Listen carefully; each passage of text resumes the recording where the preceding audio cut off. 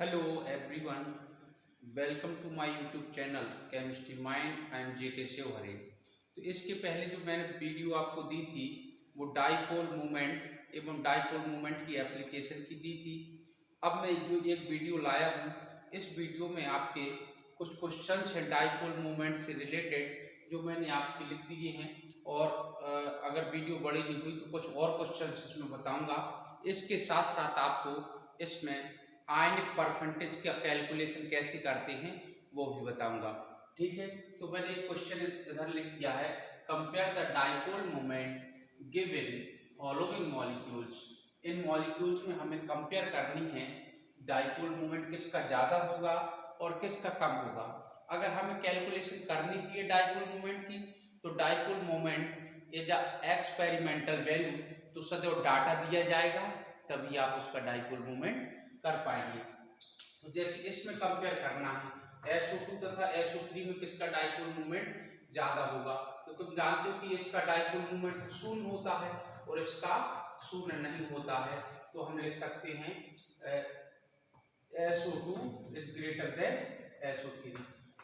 क्यों शून्य होता है ये अभी देख लेते हैं। जैसे SO2 का स्ट्रक्चर बनाएंगे आप दिस टाइप और दिस टाइप स्ट्रक्चर आएगा और इसके पास एक लोन पेयर इलेक्ट्रॉन्स होगा। तो अगर एक लोन पेयर इलेक्ट्रॉन्स होगा तो उसका डाइपोल मोमेंट शून्य नहीं हो पाएगा, बिकॉज इसका कुछ ना कुछ बॉन्ड एंगल इधर आ जाएगा।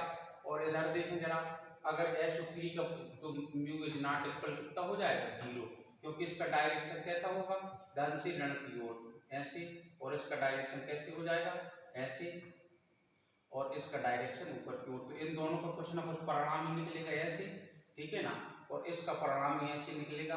तो फिर भी इसका जो है 0 नहीं हो पाएगा, क्योंकि लोन पेयर इलेक्ट्रॉन्स का डाइपोल मोमेंट अलग निकलेगा और इन दोनों का परिणाम ही इक्वल नहीं होगा, इसलिए इसका डाइपोल मोमेंट शून्य नहीं होगा।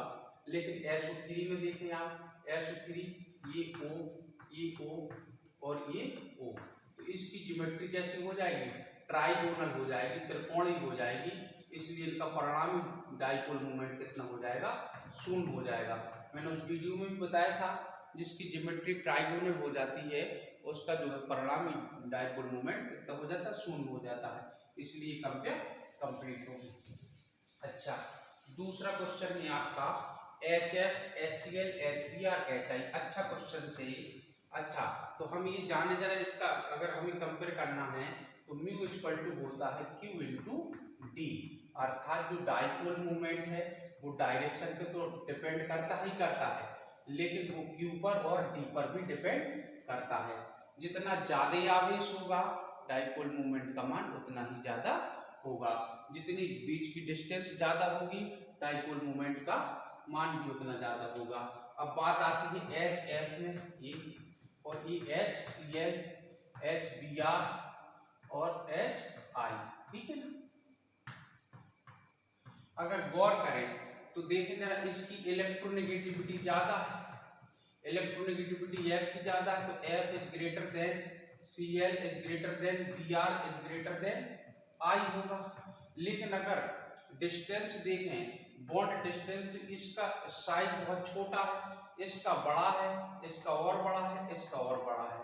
अगर डोमिनेट फैक्टर तुम्हारा साइज हो जाता तो एट इस कंडीशन में इसका डाइपोल मोमेंट इस टाइप का निकलता। लेकिन आप तो ये मान के चलिए कि ये अपना प्रभाव डालेगा और ये अपना प्रभाव डालेगा, तो डोमिनेट फैक्टर सदैव, जो डोमिनेट फैक्टर होगा, डोमिनेट फैक्टर सदैव चार्ज होता है। डोमिनेट फैक्टर में क्या लेके चलना है, तुम्हें आवेश को लेके चलना है।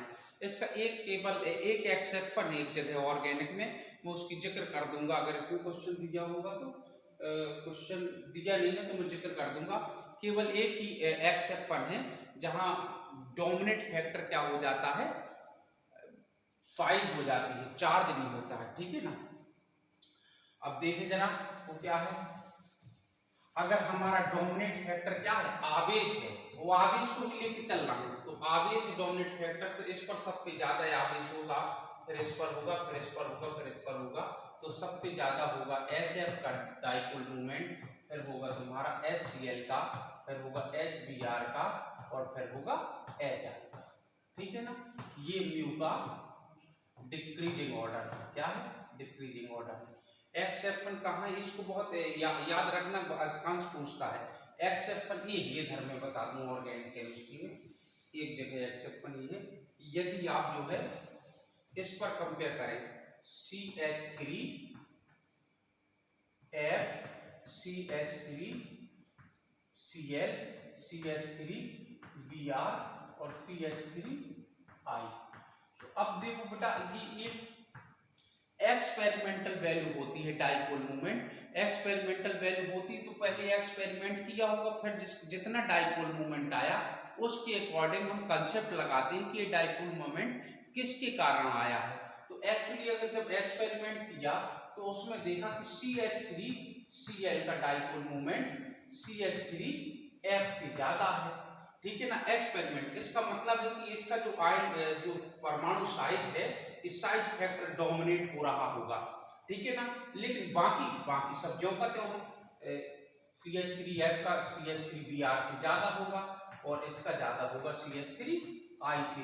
तो देखो आवेश फैक्टर सब जगह लगा कि नहीं लगा, केवल इधर पर एक्सेप्ट कर, तो इसको आपको याद रखना है कि CH3Cl का डाइपोल मोमेंट CH3F से ज्यादा होता है। तो ये एक्सेप्ट पर ही याद रखना। म्यू का डिक्रीजिंग ऑर्डर है, घटता है, ठीक है ना। अच्छा,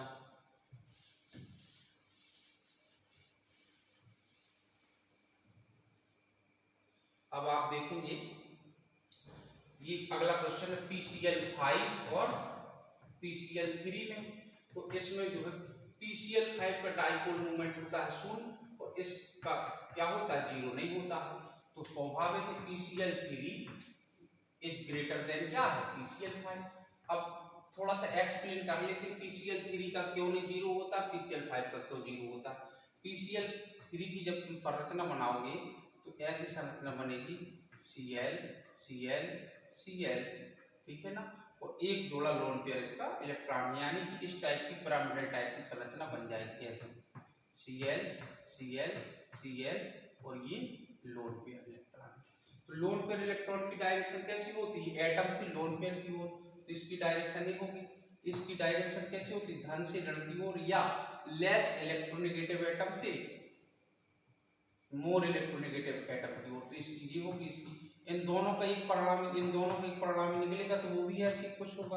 तो इनका परिणाम ये हो गया और इसका परिणाम ये हो गया।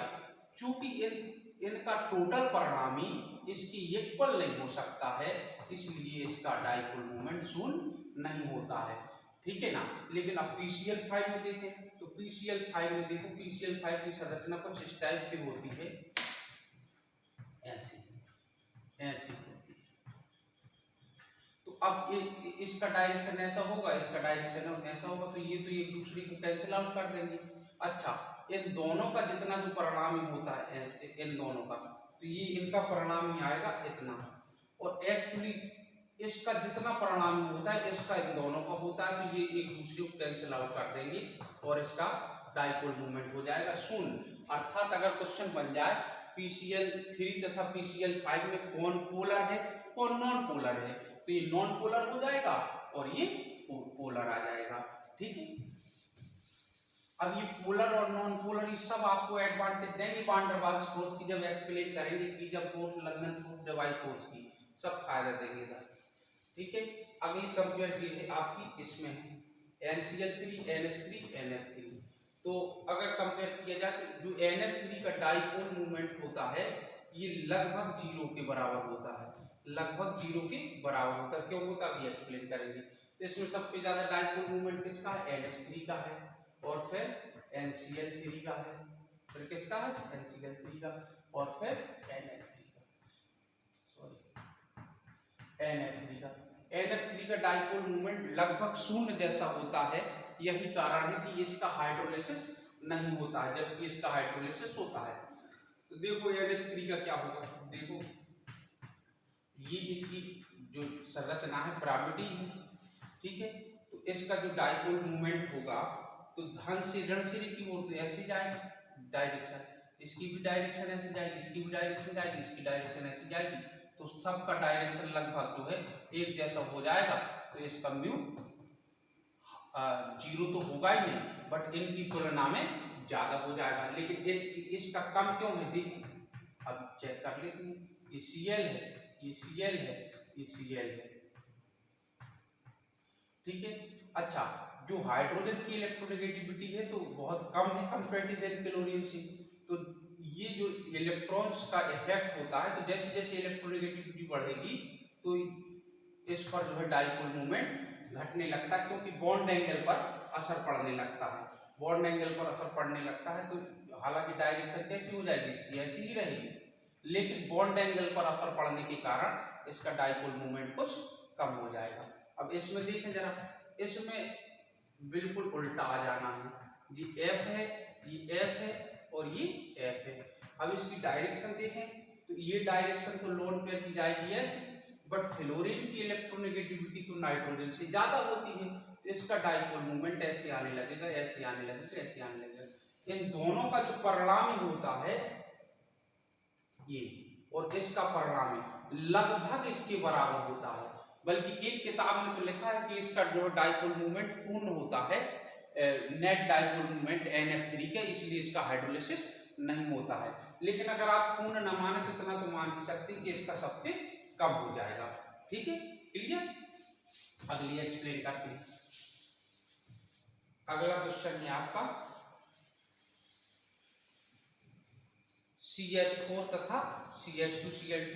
तो आपको तो पता है CH4 का तो म्यू कितना हो जाएगा 0, और CH2Cl2 में देखें जरा, ये H हो गया, ये H हो गया, ये Cl हो गया, ये Cl हो गया। अपन ने बना जरूर दी है ऐसी, बट 109 डिग्री 28 मिनट है, ठीक है। तो इन दोनों का परिणाम कैसे, इस तरफ कुछ निकल आएगा और इसका भी इस टाइप से चला जाएगा, नॉट इक्वल टू 0, ठीक है ना। तो इसमें क्या होगा, CH2Cl2 का CH4 की कंपेयर में ज्यादा हो जाएगा। अगर इधर क्लोरोफॉर्म और फिट कर दे तो थोड़ा सा और अच्छा क्वेश्चन बन जाता है आपका, ठीक है। अगला देखें जरा, अगला ये वही क्वेश्चन है, ये वाला। इसमें अगर मैं इसको A मान लूं, इसको B मान लूं, इसको C मान लूं, ये क्वेश्चन तो मैं मुझे लगता है उसमें भी मैंने एक्सप्लेन किया था जो अगला वीडियो है। तो इसमें A का सबसे ज्यादा होगा, फिर B, फिर C।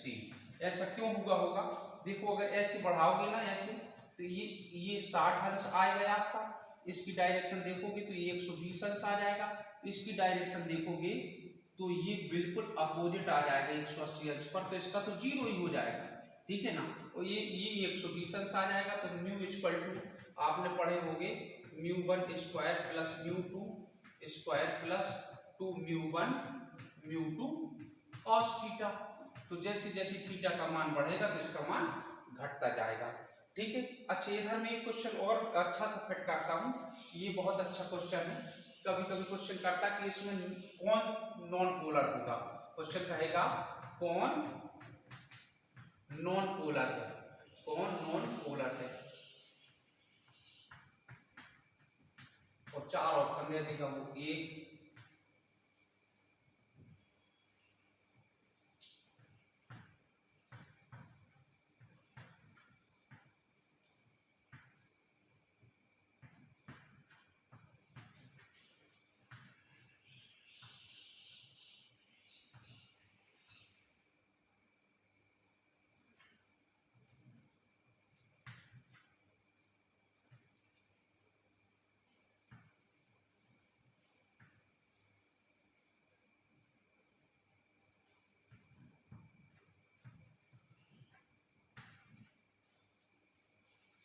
निम्न में से कौन कौन नॉन पोलर है, कौन कौन नॉन पोलर है, ऐसे कर दिया कौन कौन नॉन पोलर है। तो आप जानते हो कि ये तो पोलर है क्योंकि इसका म्यू इज नॉट इक्वल 0, ठीक है ना। और ये भी क्या है, पोलर है क्योंकि इसका म्यू इज नॉट इक्वल 0। तो इसकी डायरेक्शन ऐसी होगी, इसकी डायरेक्शन ऐसी होगी, तो क्या ये भी इसका म्यू भी 0 हो जाएगा, क्या इसका म्यू भी 0 हो जाएगा, लगता है। और अदरवाइज नहीं तो इसको तो हमने अभी इसके पहले समझाई था, इसका डाइपोल मोमेंट शून्य हो जाएगा। तो ये क्या होगा, नॉन पोलर, ये क्या है, नॉन पोलर। बट ये देखने में लग रहा है बेटा कि नॉन पोलर होगा, ठीक है ना, लेकिन ये क्या है, पोलर है। क्या है ये, पोलर। ऐसा क्यों होगा, क्योंकि इधर देखो, आप गौर कर लो, इधर sp3 हाइब्रिडाइजेशन है, sp3 है तो ये प्लेनर नहीं है। तो इधर जो तुम्हारा हाइब्रिडाइजेशन था ये sp2 था, तो ये प्लेनर था तो इसमें तो जो है 120 अंश का कोण आ जाएगा। लेकिन ये जो प्लेनर नहीं है तो इसमें जो अगर इधर ये sp3 संकरण इधर एक H का होगा तो इसकी संरचना होगी चतुष्फल की होगी, तो इसका बॉन्ड एंगल आएगा 109 डिग्री 28 मिनट।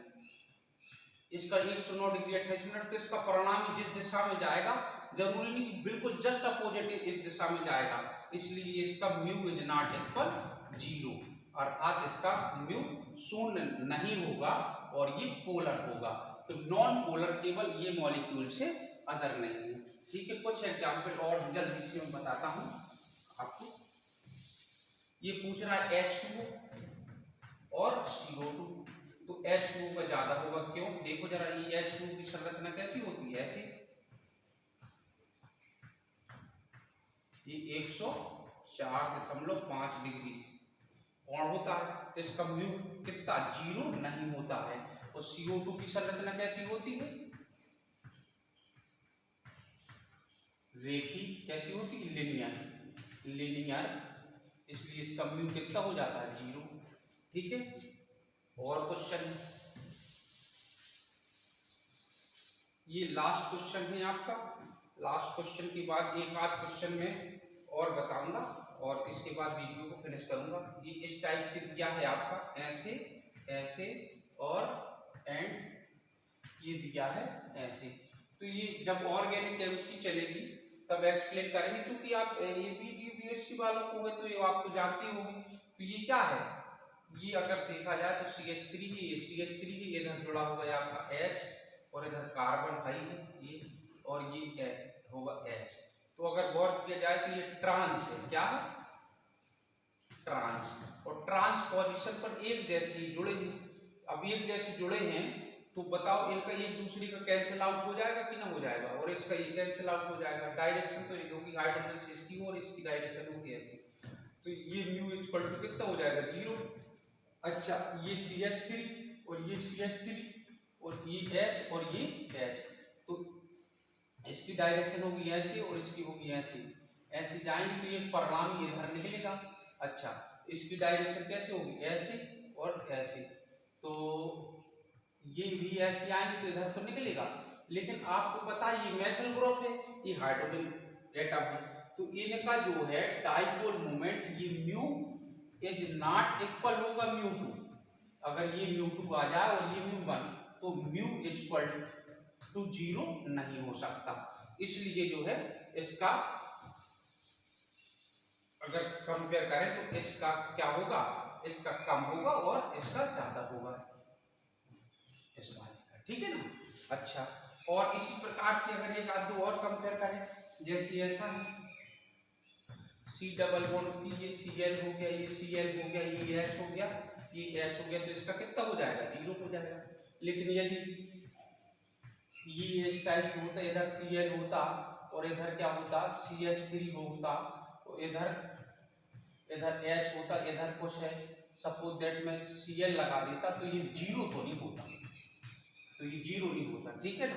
अच्छा, अब ये आपका जो डाइपोल मूवमेंट के क्वेश्चन थे उनकी मैंने आपको कंपेयर करा दी है। अब मैं आयनिक परसेंटेज और आपको करा देता हूं, ठीक है। आयनिक परसेंटेज होता, आयनिक परसेंटेज इक्वल टू होता म्यू एक्सपेरिमेंटल बटे म्यू थ्योरेटिकल गुणे 100। ये फॉर्मूला तो ये होता है, तो ये फॉर्मूला इसका ये भी होता है, equal to 16 del plus 3.5 del square, जहां del equal to difference between electronegativity, यानी chi A difference chi B, दो एटम की इलेक्ट्रोनेगेटिविटी में डिफरेंस है। तो जैसे मैं एक क्वेश्चन बोल दूंगा आपको, एक क्वेश्चन इधर बोले देता हूं, आप लिख लीजिए। सपोज दैट ये क्वेश्चन आपको, यदि HBr मॉलिक्यूल्स की इंटरमॉलिक्यूलर डिस्टेंस 1.44 एंगस्ट्रॉम एंड इसका डाइपोल मोमेंट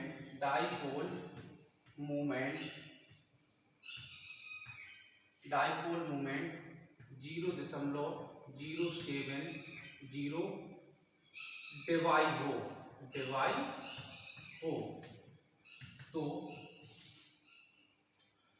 HBr का आयनिक परसेंटेज क्या होगा।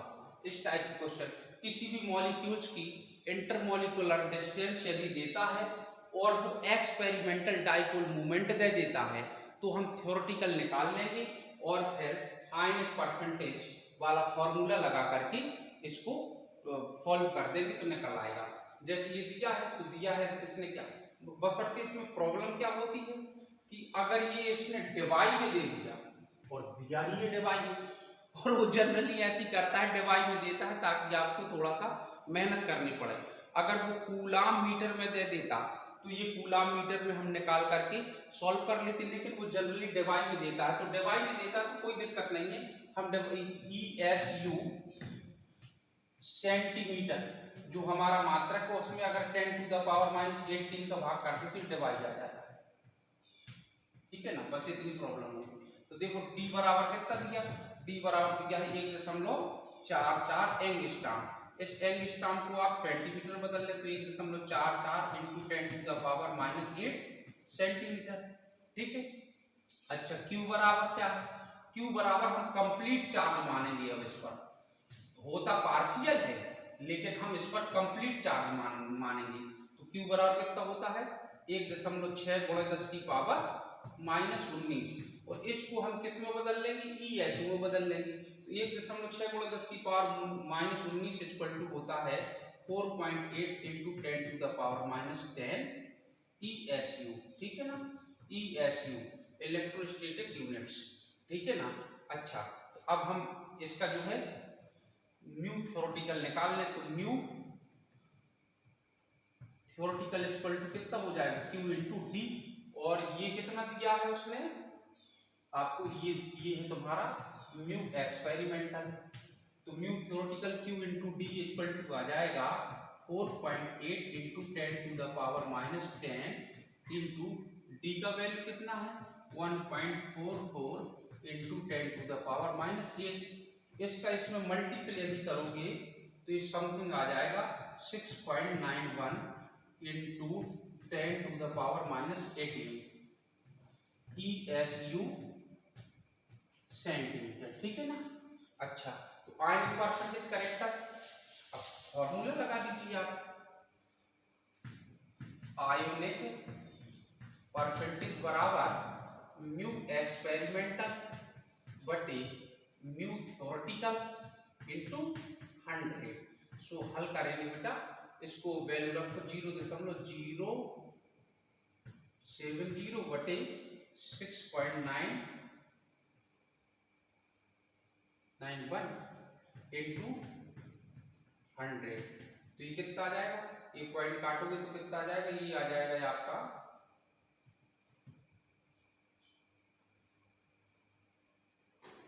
700 बटे 6.9 की समथिंग। अगर इसको हल करोगे तो ये 10.4 के आसपास आ जाएगा। इसको हल कर लेने समथिंग लिख दिया है मैंने, तो ये आयनिक परसेंटेज करेक्टर आपका आ जाएगा। और आयनिक परसेंटेज करेक्टर का एक सूत्र और है, वो भी बता दूं। एक क्वेश्चन में बोले दे रहा हूँ, जैसे वो इसमें पूछ लिया आपसे, सपोज दैट लो BeF2 का आयनिक करेक्टर पूछ ली, तो हमें पता है Be की इलेक्ट्रोनेगेटिविटी कितनी होती। देखो पाउली जो पैमाना है, लिथियम, बेरिलियम, बोरान के बाद carbon, nitrogen, oxygen, fluorine. Pauli पैमाना 1.5, और ये 2, 2.5, 3, 3.5 और 4 ये पाउलिंग पैमाना। तो इसकी इलेक्ट्रोनेगेटिविटी कितनी है? काई VE इक्वल टू कितना है 1.5 और काई F इक्वल टू कितना है बेटा 4 है। तो डेल्टा इक्वल टू कितना आ जाएगा?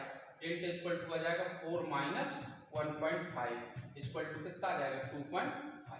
ठीक है ना। तो आयनिक परसेंटेज कैरेक्टर का ये सीधे सीधे फॉर्मूला है, आप यूज कर लेंगे इसको। Ionic percentage equal to 16 del plus 3.5 del square. अब इसको हल कर लेंगे तो 16 इंटू 2.5 प्लस 3.5 इंटू 2.5 का होल स्क्वायर, इसको हल कर लेंगे तो ये परसेंटेज में आंसर हो जाएगा। मुझे लगता है कि इस वीडियो से आपको एडवांटेज हुआ होगा। यदि आपकी वीडियो समझ में आई हो तो आप लाइक कमेंट्स करें या ना करें, लेकिन इसको शेयर जरूर कर दें ताकि इस वीडियो का एडवांटेज उन बच्चों को मिल जाए जो कोचिंग ना पढ़ते हों और इस टाइप से जो है उनको प्रॉब्लम हो रही होगी कोई, तो उनको एडवांटेज मिल जाएगा। थैंक यू, धन्यवाद।